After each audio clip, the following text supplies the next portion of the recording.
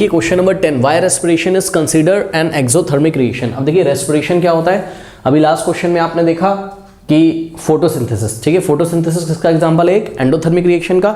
ये देखिए photosynthesis reaction आपकी लिखी हुई है, ठीक है ना, इसको हमने जानबूझ के रब नहीं किया, बिकॉज फोटोसिंथेसिस को ही अगर आप रिवर्स कर दोगे, यानी कि जो प्रोडक्ट साइड में उसको रिएक्टेंट साइड में रख दीजिए और जो रिएक्टेंट साइड में उसको प्रोडक्ट साइड में रख दीजिए, तो जो रिएक्शन बनेगी वो रिएक्शन होगी रेस्पिरेशन की, ठीक है। अब देखिए लिखता हूँ मैं रेस्पिरेशन की रिएक्शन, तो इसको पहले हम कट कर देते हैं। ये तो आप क्या है, ये किसका एग्जांपल है, ये फोटोसिंथेसिस का एग्जांपल, ठीक है ना, फोटोसिंथेसिस है और ये एंडोथर्मिक रिएक्शन है। अब देखिए रेस्पिरेशन जो कि इसी का जस्ट रिवर्स प्रोसेस होगा, प्रोडक्ट को रिएक्टेंट साइड में लिख दीजिए, तो C6H12O6 एक्वस और प्लस 6O2, बैलेंसिंग वैसे ही रहेगी सारी आपकी, gas gives what, gives 6CO2 और प्लस 6H2O। फोटोसिंथेसिस में बच्चों एनर्जी क्या होती थी, एब्जॉर्ब होती थी, वो एंडोथर्मिक रिएक्शन थी, और रेस्पिरेशन में एनर्जी रिलीज होगी। तो यहाँ पर आउटपुट में आपको यानी कि प्रोडक्ट साइड में आपको एनर्जी भी मिलेगी, ठीक है। अब ये पूरा प्रोसेस मैं आपको समझाता हूँ, यहाँ पे आपको एनर्जी भी मिलेगी, ठीक है। तो ये रेस्पिरेशन रिएक्शन है, और क्योंकि यहाँ एनर्जी रिलीज हो रही है इसलिए रेस्पिरेशन रिएक्शन किसका एग्जाम्पल है, एक्सोथर्मिक का, ठीक है। अब देखिए होता क्या है, होता ये है कि आप जो खाना खाते हो, ठीक है, जैसे चपाती वगैरह आप जो खाते हो, ठीक है, तो चपाती वगैरह में कॉम्प्लेक्स कार्बोहाइड्रेट्स होते हैं, ठीक है, कॉम्प्लेक्स कार्बोहाइड्रेट जैसे कि स्टार्च। अब इन सब का जो फॉर्मूला है, ठीक है, स्टार्च कार्बोहाइड्रेट्स इनकी जो फॉर्मूली है ये आप क्लास 12 में पढ़ोगे, ठीक है, बायोमोलिक्यूल्स वाले चैप्टर में, ठीक है। बट अभी के लिए आपको इसके फॉर्मूले नहीं पढ़ने, लेकिन आप ये समझो कि जो कॉम्प्लेक्स आपके जो कॉम्प्लेक्स या लार्ज मॉलिक्यूल होते हैं जैसे कि स्टार्च कार्बोहाइड्रेट्स, ये सिंपलर, जब हम खाना खाते हैं ना पहले हम उसको दांतों से छोटे छोटे पार्ट्स में ब्रेक करते हैं, आपको पता है, अपने माउथ में। उसके बाद जो सलाइवा होता है वो थोड़ा सा डाइजेशन का काम करता है, बायोलॉजी में आपने पढ़ा होगा डाइजेशन में, ठीक है। उसके बाद जब डाइजेशन प्रोसेस हो रहा होता है, ठीक है, तो ये जो स्टार्च कार्बोहाइड्रेट्स होते हैं जो कि क्या है आपके कॉम्प्लेक्स मॉलिक्यूल्स हैं, ये सिंपलर मॉलिक्यूल्स जैसे कि ग्लूकोज में ब्रेक हो जाते हैं, ठीक है ना। अब आपके पास आपकी बॉडी में क्या आ गया बताइए, आपकी बॉडी में आ गया आप ग्लूकोज, ये देखिए ये सिंपलर मॉलिक्यूल है, ठीक है, सिंपलर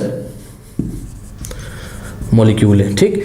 अब हमारी सेल्स में ऑक्सीजन होता है, ये सबको पता है, ठीक है ना। तो हमारी सेल्स में जो ऑक्सीजन प्रेजेंट होता है उसके साथ ये जो सिंपलर मॉलिक्यूल्स हैं ग्लूकोज के, ये रिएक्शन करते हैं और रिएक्शन करके प्रोडक्ट में देते हैं कार्बन डाइऑक्साइड और वाटर, ठीक है ना, कार्बन डाइऑक्साइड और आपको देते हैं क्या, वाटर, ठीक है ना, और साथ में बहुत ज़्यादा एनर्जी यहाँ पर निकलती है। यही एनर्जी जो निकलती है हमारी बॉडी इसको यूज़ करती है, बिकॉज लाइफ के लिए एनर्जी तो ज़रूरी है। कोई डाउट है बताइए, तो सिंपल है, यही रीज़न। देखिए ये ऊपर वाली आपकी फोटोसिंथेसिस है, फोटोसिंथेसिस के मैं क्या बोला था कि भाई पौधे हमें क्या देते हैं, ऑक्सीजन, तो ध्यान चेक करो आउटपुट में आपको ऑक्सीजन मिला था, ठीक। और हम लोग रेस्पिरेशन के दौरान क्या एक्सक्रीट करते हैं, कार्बन डाइऑक्साइड, ध्यान से चेक करिए, तो यहाँ आउटपुट में क्या है, कार्बन डाइऑक्साइड, ठीक है, क्योंकि रेस्पिरेशन ये लिविंग ऑर्गेनिज्म में हो रहा है, ठीक है ना। कोई डाउट है बताइए।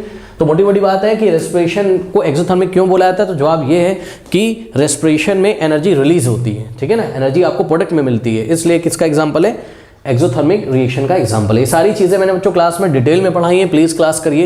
ये तो मैं बस आंसर आपको यहाँ पे लिखा दे रहा हूँ फटाफट। देखिए सॉल्यूशन में क्या लिखेंगे, energy is required to support life, ये सबको बात है, सबको बात ये पता है कि भाई लाइफ को सपोर्ट करने के लिए एनर्जी की जरूरत होती है। Energy in our body is obtained from the food we eat, obviously सबको पता है कि जो खाना हम खाते हैं उसी से हमें एनर्जी मिलती है। तो कैसे एनर्जी मिलती है, आगे देखिए, ड्यूरिंग डाइजेशन के दौरान क्या होता है, जो लार्ज मॉलिक्यूल्स ऑफ फूड, जो फूड हम खाते हैं चपाती वगैरह, उसके जो लार्ज मॉलिक्यूल्स होते हैं जैसे कि starch carbohydrates, they are broken in down into simpler substances, ठीक है। वो बॉडी में ऐसी मैकेनिज्म होती है कि जो कॉम्प्लेक्स मॉलिक्यूल्स होते हैं वो सिंपलर सब्सटेंसेस जैसे कि ग्लूकोज में ब्रेक हो जाते हैं। अब क्या होता है, अब हमने आपको बताया हमारी बॉडी में जो सेल्स हैं, सेल्स में ऑक्सीजन प्रेजेंट है, ठीक है। तो glucose combines with oxygen in the cells and provide energy, ठीक है। ध्यान से चेक करिए, ग्लूकोज हमारी सेल्स में जो ऑक्सीजन प्रेजेंट होती है उसके साथ रिएक्ट करके हमें को क्या देते हैं, एनर्जी, और प्रोडक्ट के फॉर्म में कार्बन डाइऑक्साइड और वाटर तो हमको मिलता ही है, ठीक है। तो the special name of this combustion reaction, ध्यान रखें बच्चों, ये जो रेस्पिरेशन रिएक्शन हमने लिखी है ये कंबशन